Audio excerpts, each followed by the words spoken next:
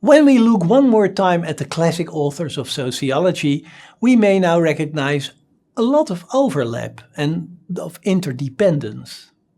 In fact, all the authors in this MOOC were studying long-term processes. The invisible hand that Adam Smith wrote about now appears to be a slightly awkward way to formulate how a blind and unplanned process may produce unintended outcomes that nobody foresaw but that everybody can profit from. The rise of science, studied by Auguste Comte, as the new common denominator in modern societies, pushing religion from its throne, can now be seen as an instance of a more general process that Max Weber described as the process of rationalization. The process of democratization, and more generally of the equalization of the living conditions between the members of the different strata of society, that famous topic of Tocqueville, can now be seen as a long-term figurational trend, a trend that nobody had planned beforehand, but that nevertheless continued its unstoppable course. Karl Marx taught us to understand contemporary Western capitalism by studying the very long-term trends that led to the present situation, even if that means that you must study life in the Middle Ages or even in ancient Egypt or in ancient Greece. But with Marx we also see the beginning of a very dark analysis of modernity, where alienation from your work and from your fellow workers undermines the human potential to realize yourself in your labor. From that moment on, sociology becomes very critical of modernity. We see it in the concept of anomie in Durkheim and in the concept of disenchantment in Weber.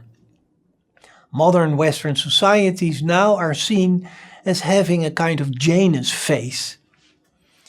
Processes of industrialization and rationalization bring a higher standard of living and an explosion of innovations and inventions in the arts and the sciences. But at the same time, many people in the modern metropolis feel lost and lonely and in search of meaning.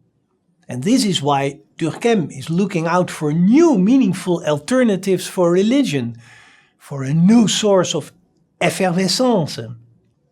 This is why Weber writes about modern versions of charismatic leadership that may bring back an element of emotional energy in a social universe that is dominated by cold, bureaucratic arrangements that give people the feeling that they are surrounded by an encasing made out of stainless steel.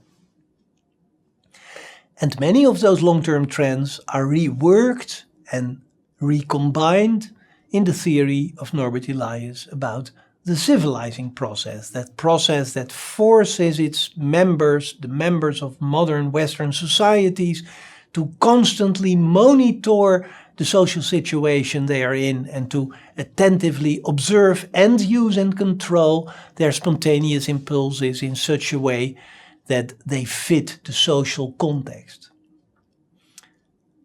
And then sociology took a different turn. So far I've only spoken about European sociologists, Scottish, French and German thinkers, but from now on American sociology will become a dominating force in all the social sciences. After the Second World War, sociology becomes an American science, and not only in the United States, but also in Europe and in fact all over the world. That results in an important change in style. Sociology now becomes more and more an empirical science, relying on breakthroughs in the methods of data collection and in statistical techniques. Sociology also becomes a science that is focused on the present, the long-term developments that the classic sociologists, without exception, saw as their most important subject matter are now abandoned. The sociologists of the 50s and of the 60s believed that those long-term historical theories characterize the pre-professional phase of sociology, the era of the founding fathers.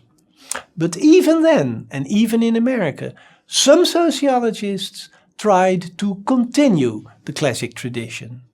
One of them, for example, is Charles Wright Mills, who contrasted the sociology of his contemporaries with the beauty that lies in the classic theories.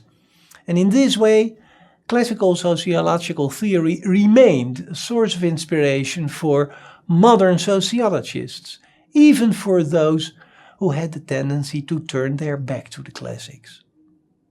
I hope to be able to tell you more about those modern theorists in a second MOOC that will be entirely dedicated to modern sociological theory.